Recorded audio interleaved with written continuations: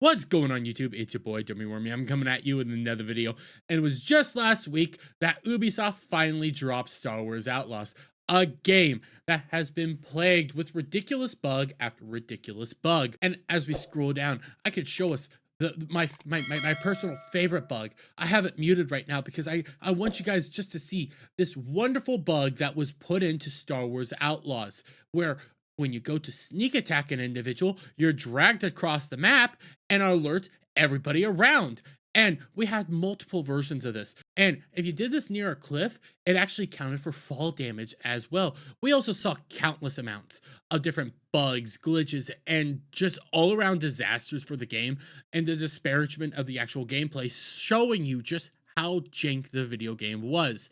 And during their early access, the game was so broken and it was so bugged out over on the PS5 platform that they told gamers, hey, we have this new patch coming out, and if you want to continue playing the game, you need to completely restart your game from square one and lose roughly around 5 to 7 hours depending on when the bug actually place.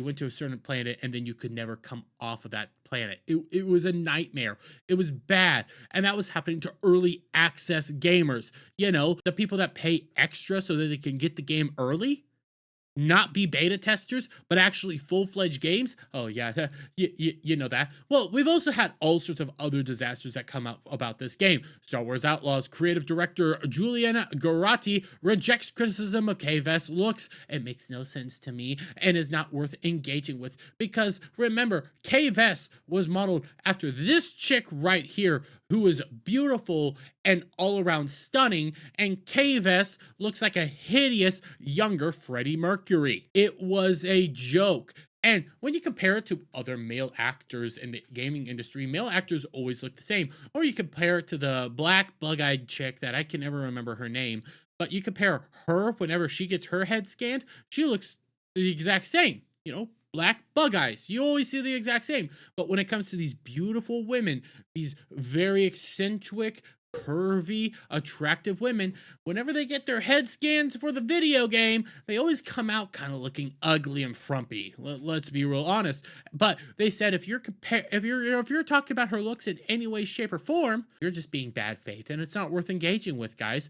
Oh, what else did we end up seeing? Oh yeah, this game needed to be such a big win for Ubisoft that they were going around buttering up YouTubers and influencers with trips to Disneyland, boat tours, and telling them that this is how we're going to be promoting the game, guys. This is how we're going to be helping you out. And you don't think people are going to come out here and speak freely and honestly about the video game after they got a free vacation to Disneyland, all expenses paid. And also, I do believe they had some per diem money to help go around and buy food and stuff like that. Man, a nice free vacation, all paid for by Ubisoft. Oh, that's a wonderful time. Well, it is now being reported what their sales data for the physical copies of the game is. And when we come over here to Nintendo Life, oh my gosh, guess what, guys? According to Nintendo Life, the game's #1 within physical gaming sales. That's right. We come right down here. It's #1. This week, brand new Star Wars Outlaws, beating out games such as Hogwarts Legacy, Elden Ring, Armored Core 6, EA Sports, Mario Kart 8 Deluxe, and Cyberpunk 2077 Ultimate Edition. Yay! Your brand new game just barely beat out roughly 2 to 3-year-old video games. How exciting is that, guys? But it keeps getting better, because when we actually start breaking down the numbers that were actually given to us, it's not that good. Report: Star Wars Outlaws sales 55% lower than Star Wars Jedi Survivor in the United Kingdom. Yeah, the game's actually not selling as well as people wanted to believe. Because when we come down here, we'll use our good friend here, Christopher Dinger, just to try to help you guys understand what actually is going on here. We don't have digital data yet, and this is just the UK, but it was a weak launch for Star Wars Outlaws, as UK retail launch sales are 55% lower than Star Wars Jedi Survivor did. it was 15% bigger than Ubisoft's massive last game, Avatar Frontier, which, by the way, when it comes to Avatar Frontiers of Pandora, I do believe that game's already out on 50% over at Best Buy. That game basically came and went, and let's be real honest here, it barely even came because nobody really knew that it launched. Only a handful of people that are like avid Avatar fans knew that it was coming out, and then nobody else actually acknowledged its existence. That's what happened with that game. But hey, it keeps going on. So you get him quote tweeting himself. So it turns out there may be some missing data for the physical numbers. So it's worth waiting for the end of the week when the digital stats are in, which is just true generally. And hey, let's be fair here. You're right. We need to wait for those digital numbers to come in. That way we could see how many people purchased the game over Ubisoft Plus or on any of these platforms. And we truly have to believe what Ubisoft says is going on there, because Ubisoft will be reporting on Ubisoft and will definitely tell us the correct number of copies of the game they actually sold. That's 100% trustworthy of Ubisoft, correct? I don't think so. Well, it kept getting worse, because when we actually come over here to True Trophies and we see PS5 Top 40 Star Wars Outlaws debuts as Black Myth Wukong dominates. That's right. And the reason I pulled this up is because I want you guys to just understand a little bit of this, because when we and I'll zoom in again just to help you guys out here. And the PS5 Top 40 this week, Star Wars Outlaws debuts on PS5, has come from a galaxy far, far away to our PlayStation chart. Using our representative sample of 3.1 million active PSN accounts, not just True Trophies accounts, courtesy of Game Insights, Ubisoft's latest PS5 open world game isn't quite pulling off Black Myth Wukong levels of success. You've seen the trailers, and you've also likely seen the pretty polarizing reaction to the game at launch. Well, something in the cultural zeitgeist hasn't quite sped Ubisoft's open world take on the sci-fi franchise to stardom. Star Wars Outlaws was only the number 25 most popular PS5 game in its debut. That's not bad by any stretch. Star Wars Outlaws has probably sold a fair few copies. However, number 25 is just below the middle of the chart, and it sits behind pretty much every major and middling live service game in terms of popularity right now. Normally, these are the early 20s spots where PS Plus indie games debut, not new AAA open world games. This game is tracking horrifically. This game is already a joke at launch. This game needed to be a slam dunk for Ubisoft. This, along with Assassin's Creed Shadows, both need to be gangbusters and sell a buttload of copies and make a buttload of money for Ubisoft to be considered successes. And right now, what we are seeing is a middling return on investment. Remember, for the base version of this game, if you don't have Ubisoft Plus, which is $17 a month, by the way, for their base level there, you have to have spent $70 on the game.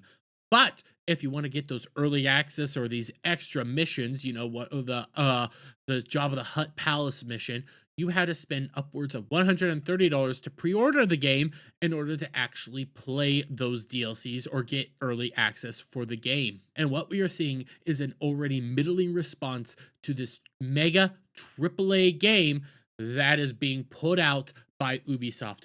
Oh, but guys, it keeps getting better, because when we come back over here to that Park Place, they give you comparisons of other games that have succeeded, okay?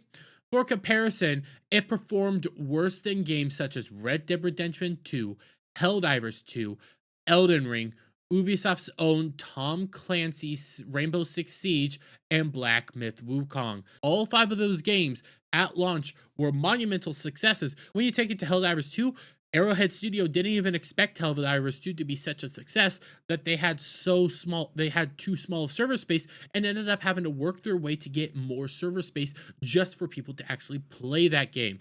It took them not once, not twice, but 3 different times just to get the correct amount of server space for people to actually play that game. This game is a dud. Another dud and another loss for Ubisoft. But hey, it gets better, because it was reported by Stuttering Craig over here that the game wasn't really receiving any actual pre-order sales. I have an insider who works for high traffic game stores and one of the most populated places in the US. They have 27 stores in that area, and there have been a total of 41 pre orders for Star Wars Outlaws. 41. There is no hype for this game. There was never hype for this game. There was never hype at all for this game. And you can see him quote tweeting Grums talking about the massive amount of streamers that were coming out here already playing the game before launch date, because it was pretty obvious when we just come back over here that Ubisoft was giving keys out to get people to actually, play the game and try to build hype around it. They were buttering people up. They were trying to get people interested. They were trying to bribe people essentially to speak good about their game and say how good the game is. Come on, guys, you know you want to talk about the game. You know you want to give praise about this game. We're gonna give you all this free stuff, and you guys are gonna talk about the game. Honestly, Ubisoft was doing everything they can to get people interested in this game. It was reported, and I forgot where that report went, that Ubisoft also mentioned that they spent the most amount of their marketing budget on influencers and streamers, giving them free amenities and buttering them up. I need to find that report because that was a very interesting report to see that actually come out. But at the end of the day, with middling sales data right now for the physical copies, with essentially nobody really wanting to pre-order the game at all, and you have a bunch of streamers going around there playing the game constantly, come over here to the Twitch tracker, because this is the best we can do to actually track interest in this game. And you can see at launch, there was a lot of interest in the game. Tons of interest. More interest than there were people streaming the game. The next day, kind of peaked up there, and it just started dwindling as less and less people decided to come out here, because as it shows, after a few hours, all it is another Ubisoft open world game set in a Star Wars universe with a disgusting looking character with a middling story that should have been a Han Solo story and not a K-Vest story. But I'm going to leave it there. Let me get you guys' thoughts on all this down in the comments below. If you liked this video, please give it a thumbs up, share it out, friends, hit the subscribe button, hit that notification bell for every time I put out a new video live, and I'll see you all on the next one. Bye for now.